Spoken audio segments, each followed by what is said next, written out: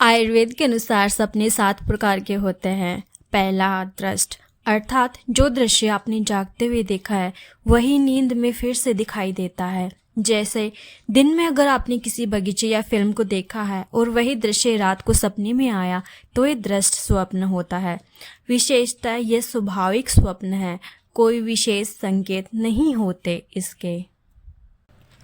दूसरा, श्रुत, अर्थात दिन में जो बातें, गीत, वार्तालाप या समाचार आपने सुना है वही नींद में स्वप्न बन जाता है। जैसे अगर आपने दिन भर में किसी युद्ध की कहानी सुनी है, रात को उसी से संबंधित जो स्वप्न आता है वही श्रुत स्वप्न कहलाता है।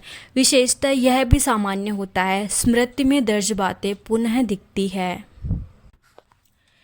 तीसरा, अनुभूत, अर्थात जो घटनाएं पहले आपने अनुभव की है, जैसे डर, प्रेम, दुर्घटना, वही दोबारा स्वप्न में प्रकट होती है।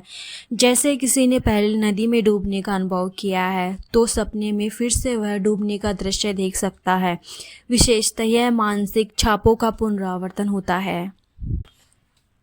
चौथा, प्रार्थित, अर्थात जिसकी आप प्रबल इच्छा या कामना करते हैं वही बात सपने में पूरी होती दिखाई देती है।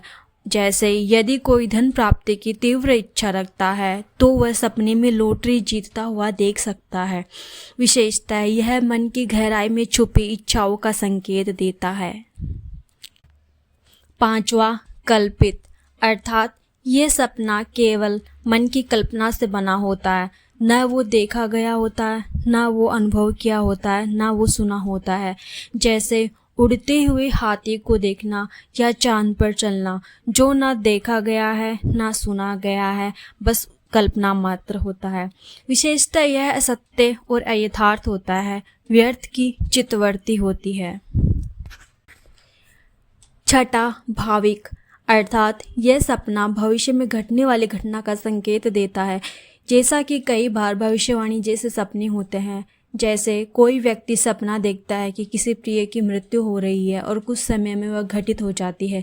विशेषतः यह विशेष और गंभीर माने जाते हैं, आत्मिक या दिव्य संकेत हो सकते हैं।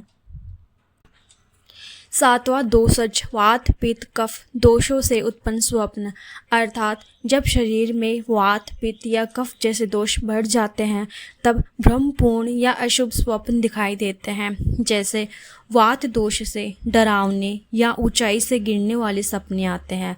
पित्त दोष से आग, खून, क्रोध से भरे सपने आते हैं। कफ दोष से जल, कीचड़, भारीपन जैसे सपने आते हैं। विशेषतः ये शरीर की विकृति का संकेत देते हैं। कभी कभी रोग का पूर्वाभास भी हो सकता है।